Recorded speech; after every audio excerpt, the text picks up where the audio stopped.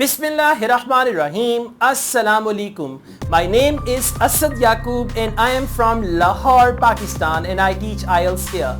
Well guys, today it's 9th of August 2019 and tomorrow the big day, 10th August 2019, and all of you who are planning to take their Ielts test, actually who are taking, not planning, who are taking their Ielts test, I'm here to say goodbye to you. I'm here to see you off to your journey, or it's going to be a milestone. It's going to be something very important in your life, in your career and all that. Now see guys, you've got the dreams and your dreams are really bigger, and for bigger dreams we have to face bigger challenges. Remember, those who've got the small dreams, for small dreams there are small challenges and sometimes no challenges. If in your life you are facing no challenges, that means you are not going for something big. It means you're going for something ordinary. But if you are facing big challenges in your life, it means there is something big that is waiting for you after that. After each challenge, there is success. Once you overcome the challenge, there is success. So 10th August is a challenge. And after 10 working days, when you receive your Ielts test result, your test result form, that is going to be success. And this success, remember one thing, we call it keystone successes or keystone achievements in life. Every achievement leads to another achievement. Then another achievement leads to another achievement, and this is how the process of life goes on. Now see that the first achievement is you enrolled yourselves for Ielts. Second achievement, you get good band score in Ielts. Third achievement, you get admission in good university. Fourth achievement, you get the visa. Fifth achievement, you travel to that country. Sixth achievement, you live there, and finally you get permanent residence. Seventh achievement, you get married in that country.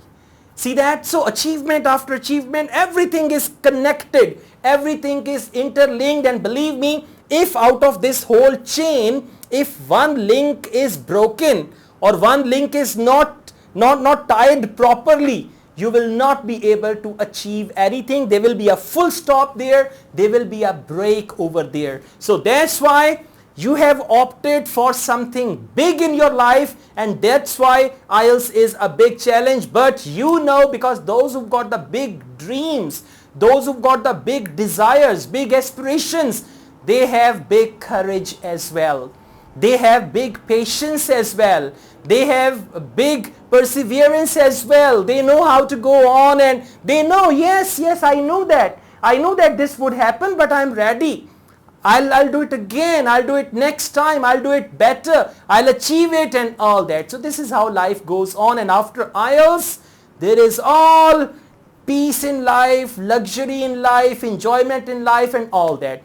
So on 10th August, when you wake up in the morning, you have to pat on your shoulder and say, Asad, get ready. Don't say Asad, your own name, okay? Say, Asad, get ready. Today is your day to tell the world what you are capable of, what you can do. Believe me, these are not the words. I'm not trying to motivate you. I'm just trying to tell you that's what you want. This is what you guys want. I don't want. I'm not going abroad. I'm not taking Ielts test. I'm not actually demanding all these things. This is what you guys want, and I'm just telling you, if you want that, you got to do that. Right? So in order to do that, you got to encourage yourself. Believe me, you are the best motivator. There is no other motivator. You are the best motivator. You can watch my video and down there you can comment garbage. You can do that as well. But secondly, if you realize this and then you get to know, yeah, that's what I want, so you can pat your shoulder on 10th August morning when you wake up and say, come on son, tell them what you can do. Today is your day. Today is your day when you're going to prove yourself. It's an opportunity. Right guys, you go for your exam, go happily, listen to your favorite music, eat your favorite breakfast, and try to rise and shine, very fresh, very active. There should not be any sleep or anything. Do not eat anything unusual. Do not wear anything unusual. Do not do anything unusual. Just the normal routine things and all that.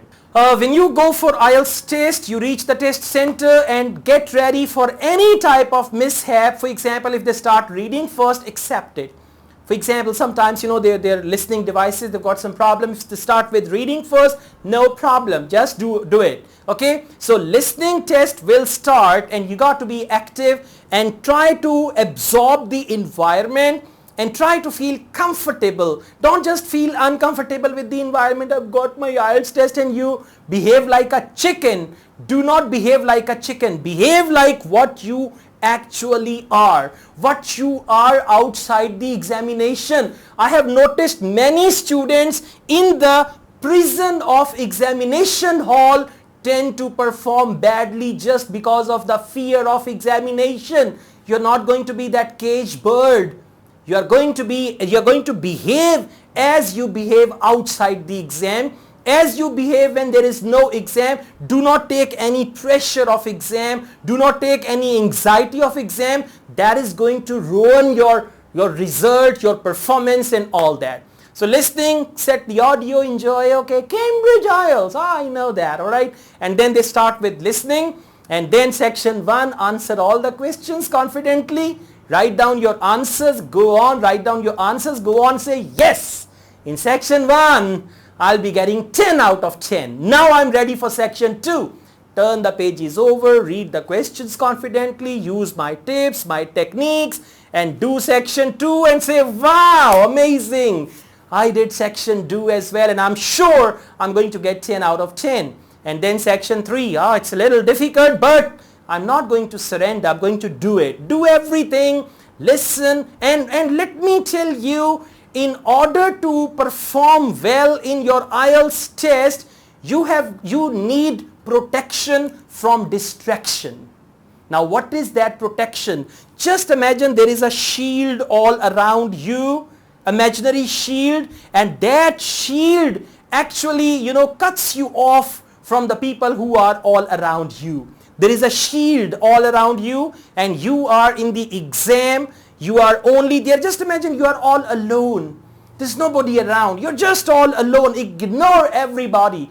Just ignore the lady sitting over there. Just ignore the beautiful girl sitting over there. Just ignore the handsome guy sitting over there. Ignore them all. You are having this shield because on IELTS day, during the examination, protection from distraction is very, very, very important. A little distraction can play disaster with your IELTS test, right?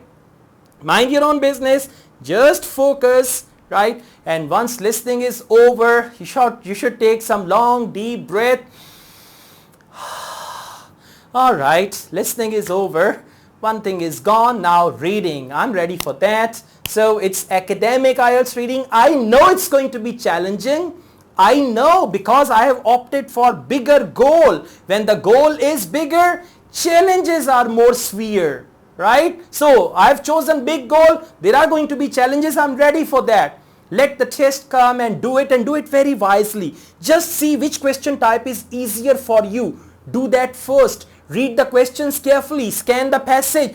Do not get stuck in IELTS reading. Let me tell you, sometimes the students come into a situation where they are stuck. Now what is that? What does that mean? That means you are trying to find the answer. You can't find the answer. You are struggling with that. You are reading the question again and again. You are scanning the passage again and again. You are again reading the question, but you can't find the answer. Just leave that question.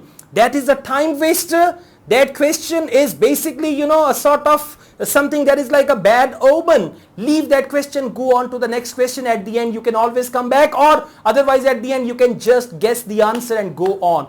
Do not get stuck. I'm telling you, if you get stuck, all your time management, all your mood, your feeling, everything is going to go negative, and then afterwards you will not be able to do anything. So if you are stuck with one question, leave that immediately, go on to the next question. If you are stuck with one question type, leave that, and you got to decide that within seconds that I'm feeling that I'm getting stuck here, so I need to go to the next question type. I should do that and then I can come back here. This is how you got to go on with reading, and don't worry, everything is going to be fine. According to my prediction, on 10th August, reading is going to be moderate, with some difficult part, and they always add some difficult part because they know students need 7 band in reading, so they add 5-6 questions where students get stuck and they get 6.5 anyways. Okay, now after that there's going to be writing, but before writing they will take the question paper from you, the question booklet and answer sheets of listening and reading.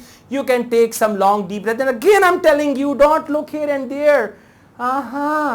This lady also wants to go to Canada. Look, that old man also wants to go to Canada. Don't do like that, okay? Don't pass judgment. Mind your own business. Remember, protection from distraction is very important in IELTS examination room. Writing will come in front of you. First of all, you have to read task 2. Read task 2 at least 3 to 4 times. Okay, this time they gave cause and solution essay, or okay, discussion essay, right? So just read the topic and start thinking about the content of the topic. That okay, now after this I've got to write an essay and this is the topic, this is the content. Make up your mind about that and then come back to task 1, report writing, identify. And again I'm telling you, even if report writing is difficult, that doesn't mean you just become nervous about it and all that. You know the formula, introduction, overview, body of the report. Just write things accordingly.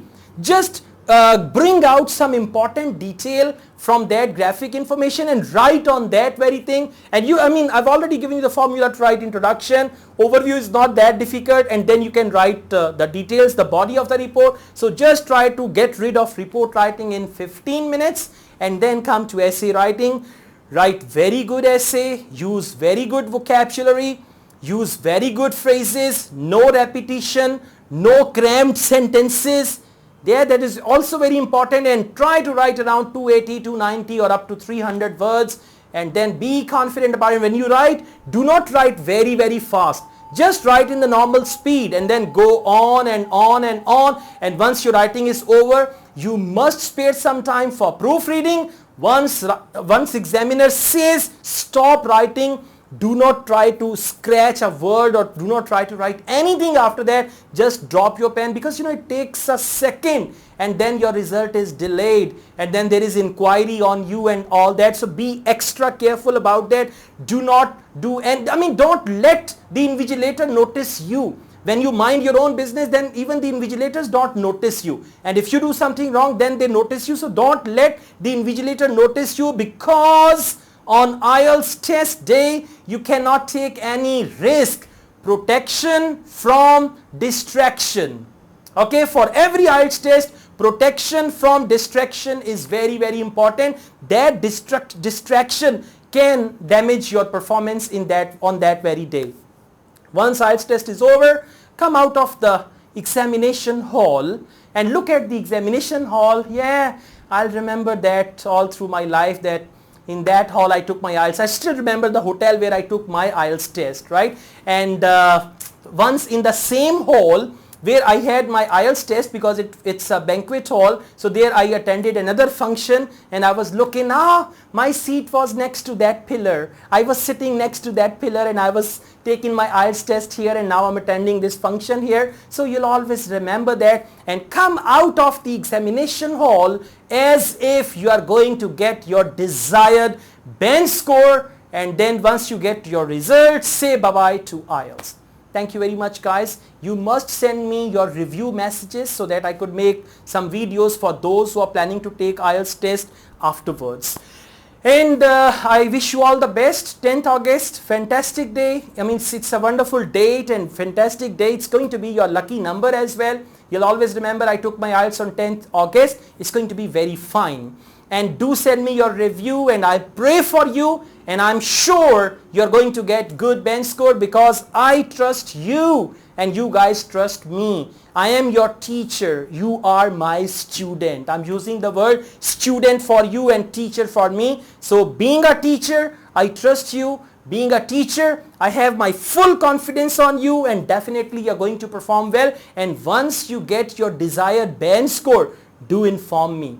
Do let me know, and then I'm going to be happy. What else? I mean, I don't expect anything from you. Just good wishes, just prayers. You pray for me and I pray for you. You scratch my back and I scratch yours. Thank you very much. If you like this video, hit the like button and don't forget to subscribe my channel. I run another channel, Asad Yaqub Vlogs. You can subscribe to that as well. And I also have a Facebook page, Asad Yaqub Ielts. You must like my Facebook page as well. I also teach Ielts online. If you want to join my online Ielts classes, my WhatsApp number is given. You can contact me for that. Asad Yaqub wishes you all the best, and I know you are going to do very well in your exam. Take good care of yourselves. Bye bye. Adios. Allah Hafiz.